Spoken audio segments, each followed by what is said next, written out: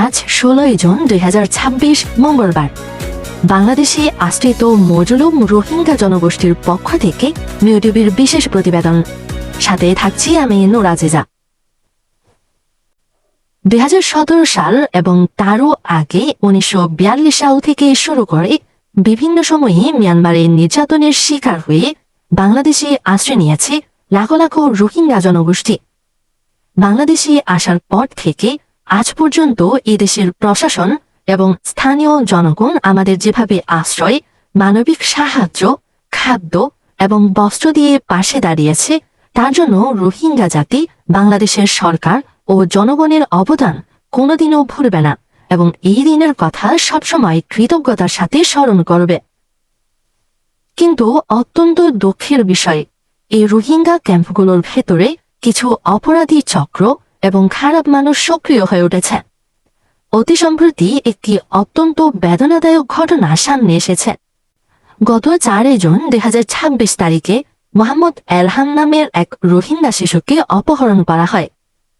পরবর্তীতে অপহরণকারীরা 3,80,000 টাকা মুক্তিপণ দাবি করে এবং সেই টাকা নেওয়ার পরও নির্মমভাবে শিশুটিকে হত্যা করে লাশ ফেলে দেয়। রোহিঙ্গা ক্যাম্পের ভেতরে এ ধরনের অপহরণ, যৌন নির্যাতন এবং আইনশৃঙ্খলা পরিপন্থী কর্মকাণ্ড দিন দিন সাধারণ মানুষের জীবনকে অতিষ্ঠ করে তুলছে। এই অপরাধীদের কারণে আজ পুরো রোহিঙ্গা জাতির সুনাম নষ্ট হচ্ছে। স্থানীয় কিছু অসাধু মানুষের সহায়তায় এবং ক্যাম্পের ভেতরে কিছু অসাধু লোক বল প্রয়োগ করে সাধারণ রোহিঙ্গাদের উপর হয়রানি চালাচ্ছে। ক্যাম্প 9 এর পুলিশ কমান্ডারের কাছে আমাদের আকুল আবেদন, এই ধরনের অপরাধী ও সন্ত্রাসীদের কোনো দল বা পরিচয় নেই, এরা মানবজাতির শত্রু। আমরা বাংলাদেশের প্রশাসনের কাছে বিনীত অনুরোধ জানাচ্ছি, আপনারা যেভাবে দিনরাত আমাদের নিরাপত্তা দিয়ে আসছেন, ঠিক সেভাবেই এই অপরাধী, অপহরণকারী ও ফিতনা সৃষ্টিকারীদের চিহ্নিত করে আইনের আওতায় এনে কঠোর শাস্তির ব্যবস্থা করুন। ক্যাম্পের ভেতরে সাধারণ রোহিঙ্গাদের নিরাপত্তা ও শান্তি বজায় রাখতে এই অপরাধী চক্রগুলোকে দ্রুত দমন করা অত্যন্ত জরুরি।